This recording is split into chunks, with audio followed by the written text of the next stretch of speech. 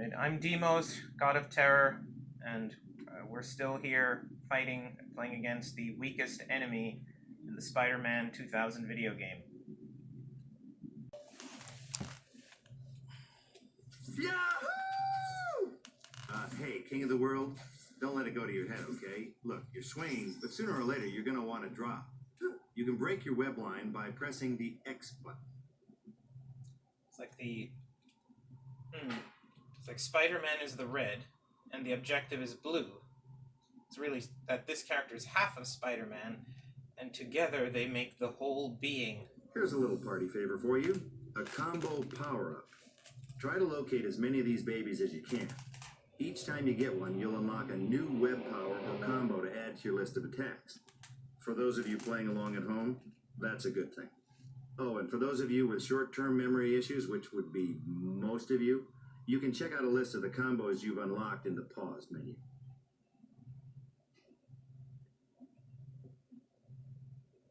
Are you ready to dish out some old-fashioned justice?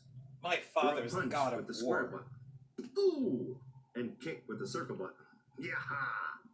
It may not be pretty, but it gets the job done. All right, kiddo, let's see what you got. What you doing up here, pencil neck? Called me pencil neck.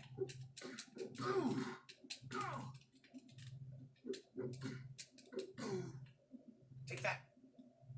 I can't believe how much stronger I am. This is too cool. Well, good for you. If you want to throw some more goons around, knock on the door by facing it and pressing the punch button. I'm going to grab a ham sandwich. Whenever you're done beating bad guys up, follow your compass and height meter.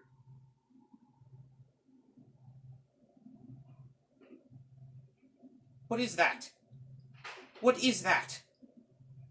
What is that? What is that?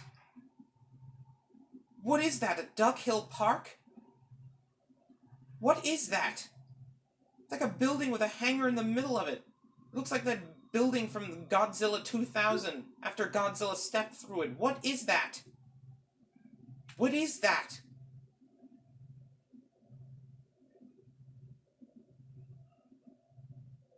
Oh. I can't control this guy. What's going on? Oh boy. There we go. All right. You lost, kid?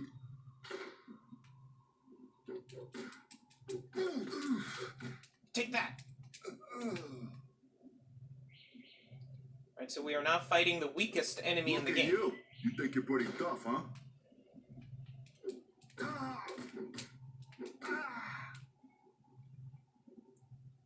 Goes on his knees. Yo, what happened to the other guys that came up here? I beat them with my fists. What was that? Oh, camera lock. And for super lock, you fill the entire apartment with gas and my foot in 0 to none. Oh, look at that.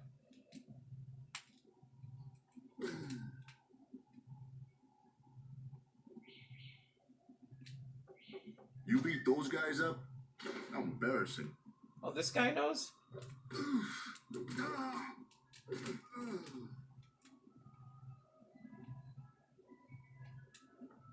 What you doing up here, pencil neck?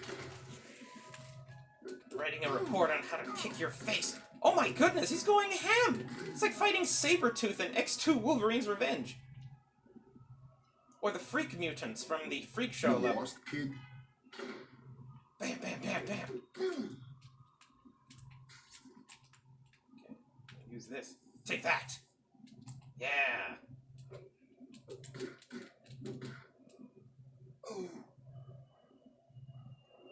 This negative area park we're in. I can't look up. I can only look around.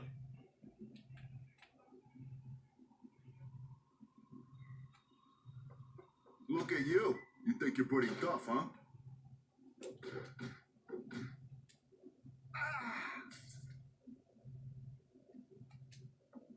Yo, what happened to the other guys that came up here? The same thing that's about to happen to you. It's like the directions only move in the same way regardless of where the oh wait, no. Now it seems pretty much controllable. There was a moment where it seemed like if the camera's this way, and I press to in the direction I want to move, it still keeps going forward. Like it arbitrarily inverts, and then when you look in a certain direction again, the controls go back to what you're accustomed to. How'd I do that?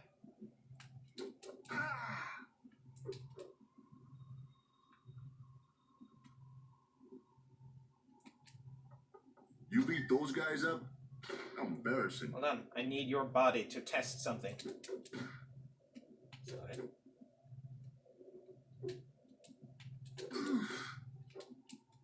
How did I do that?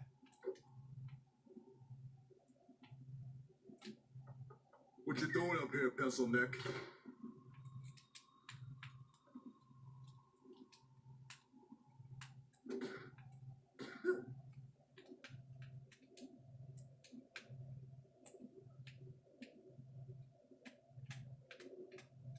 Hit you in the face.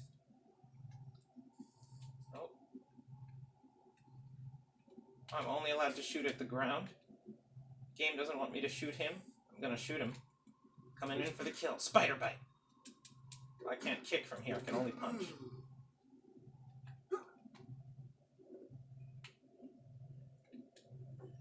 You lost, kid? How did I do that? Punch and jump away. Damn. Whoa! That guy did a somersault onto his feet? All these, thugs used to be gymnasts?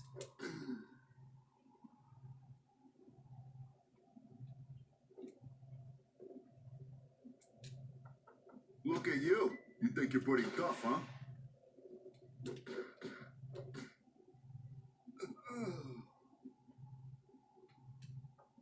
Yo, what happened to the other guys that came up here? I beat them. Oh my goodness! My kidneys getting punished. Oh, inverted controls.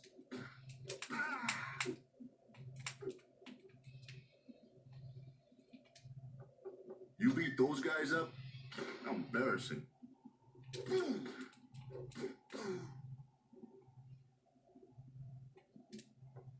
What you doing up here, pencil neck?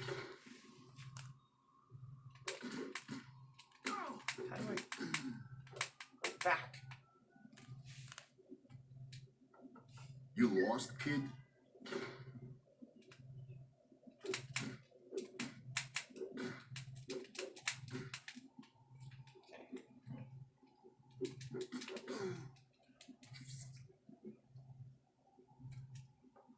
Look at you. You think you're pretty tough, huh?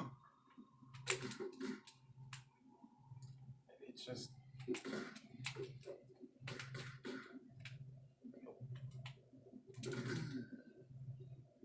He did a split! Ballerinas and What happened to the gymnasts other I'm guys that fighting came up here.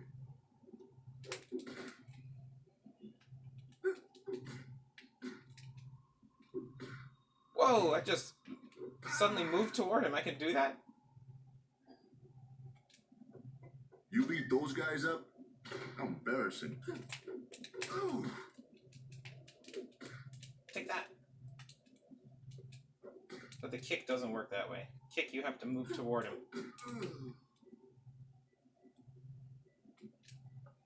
What you doing up here, pencil neck?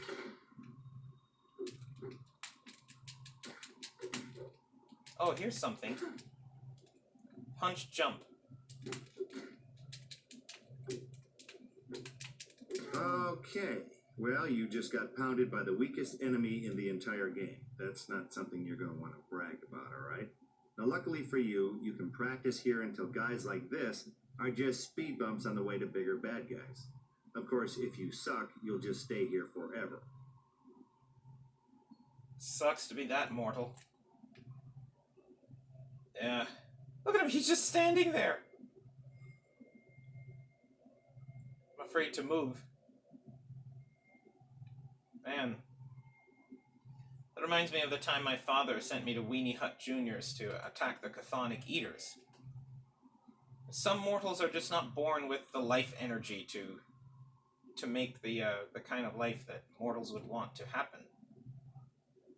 It's like all of the complexity that exists is there at the beginning, and from that point on, it's a downhill from there. That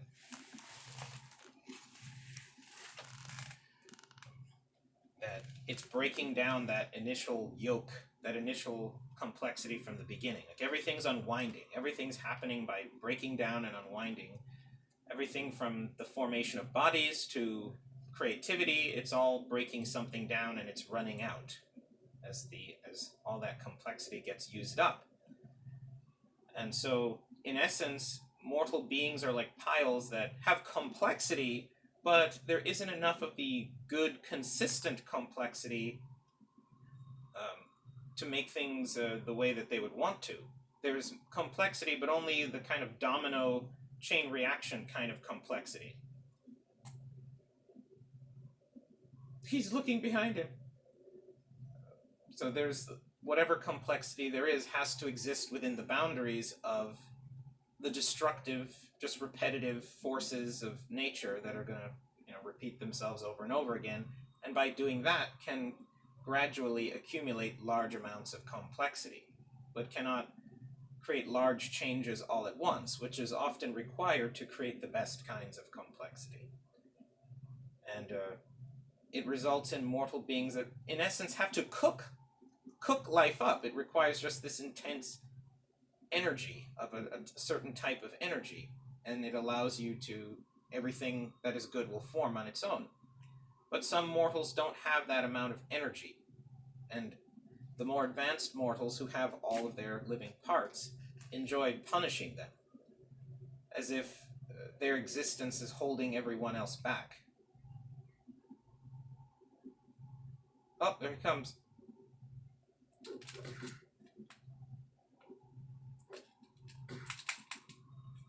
Okay.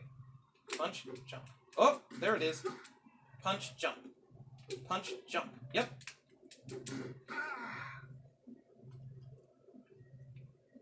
And, my father hates those people, but I feel bad for them.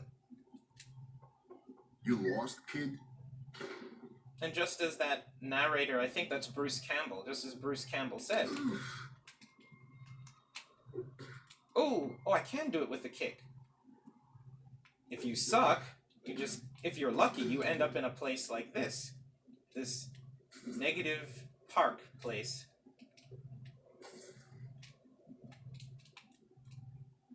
Ooh, look at that. Spider-Man. Spider-Man crawls on the top of water towers like a spider can. You end up in a place like this, where it's a little boring, but it is sort of interesting. But when you know that this is the only place that you can have anything close to a life, like this is the safe place near the beginning of the level.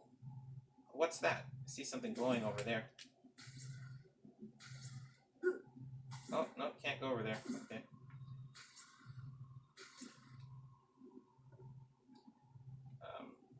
It's probably as a god of loss. I'm the god of terror, panic, and loss. This place has a special value to me. I feel the despair of those who didn't have the life power to leave this place and to experience even most of what life has in it, to give pleasure, to have that is good. They were stuck here forever, while everyone else could move on and be self-sustaining and meet people, make friends, meet pretty girls, have sex, have families, not have to be attacked by most people and convince governments that your life has value. Other people got to have those things in life, and that makes you feel like you don't have a problem. And some people can't do that, and they just remain in these sad, pathetic states in life. But I think there's a special safe place going back to the beginning, that the place where anyone can live, that it's not the great, you don't want to stay here forever. It's just a place to be safe while you're vulnerable. You hope to leave one day. But for those who can't, There's a special safety in this, that this is going to be my life. My life is going to be here. When you're that kind of mortal, when you need this place, that's when it's different. Like, yeah, it's not what I want, but it's all you've got. For more advanced beings, you don't feel it because you don't need it. But, my father wanted me to punish them, and part of the punishment is the perpetual victim blaming. I think more advanced beings, they punish the weak because the part of it is that Homo sapiens, I think, or mortal beings, are just evil.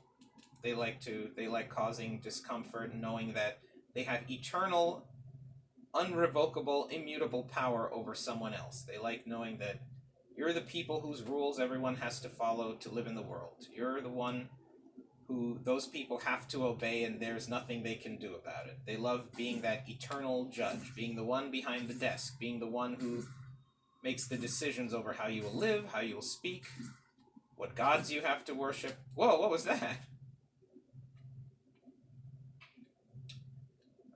And then after a while, they keep abusing each other. It does something to your soul. And it really gives the people who have everything, who are born whole and healthy and capable, it gives them an inferiority complex toward the people they're victimizing.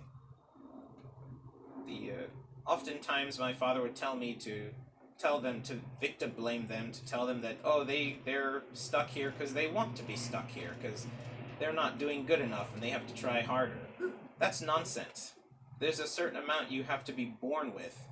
That's how it's because of the 1.25 GeV, cosmic existential dendrodephilionic pylonic ingratiated nature of this reality, that you end up with this, the good get better and the bad get worse sort of thing. Because it's a momentum derivative success rate.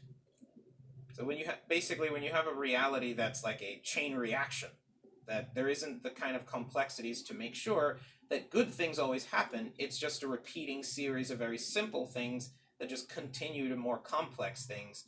Whatever the structure of that reality does, it does, whether it's good or bad. So that's not consistent enough to create meaningful, like, real types of life that a mortal would want to live. And the sad result of that is that some mortals don't get to live very well. But my father hates them because he's supposed to support this mortal propensity to have what the constant victimization of other people makes you feel like you're less than them. So even though you have everything, they still feel powerless, and then that makes it even worse, that despite all the power you had, that your own body betrays you and takes your power away, that really the gods are against you. I think that terrifies mortals the most. And it's why when often even those, especially those who have everything, and who, when they have power over people, to have that power challenged by nature. So it makes them feel like they need to constantly be punishing that weaker person to maintain that power, and it gets harder and harder, because the more you abuse, the worse you feel about yourself. So oftentimes the perpetrators will feel angry. That's often why they don't want to be honest, because to be honest about something you did wrong is to surrender control. And they are uncomfortable with losing power to someone that they were so powerful over. And particularly that nature was against them while they were abusing. That upsets them very much. They have a natural fear of the gods. So oftentimes they attack the victim like the victim is the one who has everything, because that's what being a horrible mortal makes you feel like, that you're the one who's missing something. So you run around with like the people who are the most beautiful and have the most of everything good in life. They're angry at the weaker people for having too much, because they feel like doing all of this has changed us and has, despite everything we have, still made us inferior. You don't deserve to be treated well, so we have to take it out of you. That not only do they want to be in control of their victims, but the fact that nature denied them that really we took it away, it makes them more insecure about their control over those that they abuse.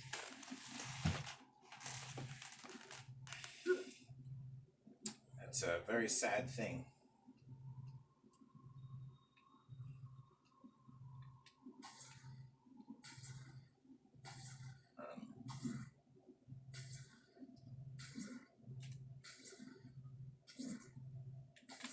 So often my father would have me, blame those people at Super Weenie Hut Juniors, telling them that they're not they don't have the nature that brings good things, and often supporting other mortals to treat them like their existence is bringing problems to other people. That's another effect of like the superiority abuse.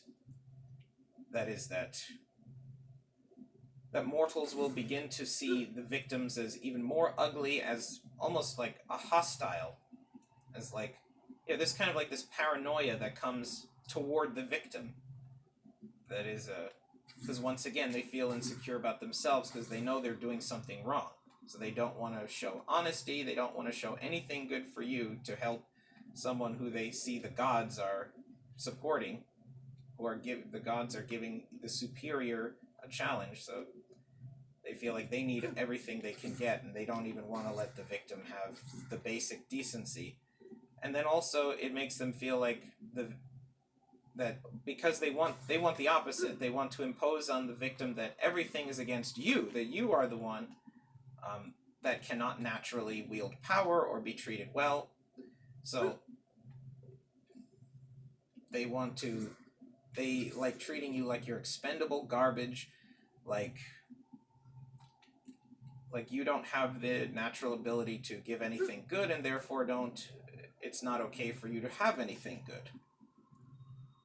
That you are a liability to everyone else, that if you're someone who's doomed to be suffering and having problems that no one else is, well, everyone else is going to have to like help you, because they know that if someone really, they create this situation where they want to make someone feel like they're naturally doomed to be inferior because really they feel inferior for being horrible people. And then once they do that, now this lie they've created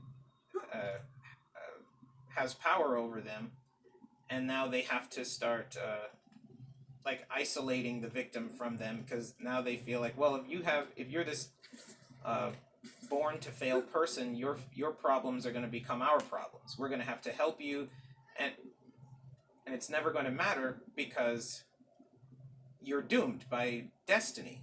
When their own kind have problems, then they'll be generous because they feel like there's hope for you. You're not the gods. They want to pretend like the gods are not against us. So if we have problems, yes, help them. But if the chthonic eaters of Super Weenie Hut Juniors have problems, no, it's their fault. Blame them. Lie to them. Tell them no one's against them. Because you have to, there's a feeling of they have a feeling of being an abuser like that gives you a feeling of accomplishment in abusing and hurting those people, because you feel like you're stopping essentially someone who has problems from their problems spreading to the people who still have a chance at life. That we still have a chance to live well, you don't. So just let us have this power over you, and let us take whatever we want from you. That's why the victims are always saying we matter, because the superiority generates this idea that the victim's life, their happiness, their comfort, and their problems don't matter, because your life will never measure up to being worthwhile. Look at you. You think you're pretty tough, huh? To protect. The mortals live a very sad and brutal life. Oh, there it is. Okay, so kick, jump back. Yeah, cool. Awesome.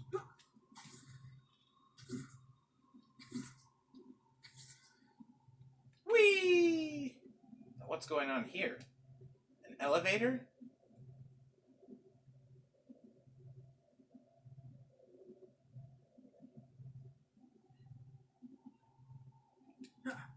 Oh, snap. Cool. Oh. I wanted to see that break. Other way. Awesome. Can I break them? Time for the God of War. How'd I do that?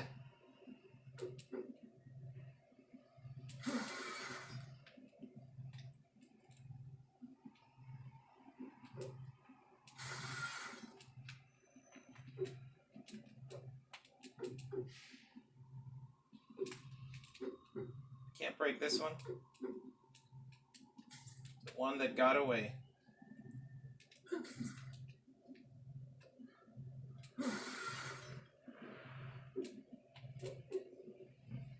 Alright, let's go upstairs.